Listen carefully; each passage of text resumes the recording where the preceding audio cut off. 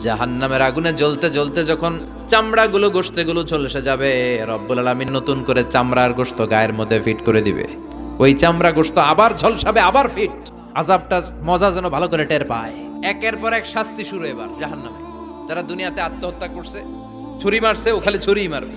বিষ খাইছে, খালি বিষ খাবে। যে মেয়েগুলো ওড়নায় গলা পেঁচিয়ে এই আত্মহত্যা, তারা জাহান্নামের রশিতে আর ওড়নায় খালি আত্মহত্যা করতেই থাকবে। যারা স্মার্টফোনের ভিতরে ইন্ডিয়ান নায়িকাদের কোমর দোলানো ডান্স দেখেছে, অশ্লীল ভিডিও দেখেছে, জাহান্নামের গরম শিক চোখের ভেতরে ঢুকিয়ে দেওয়া হবে।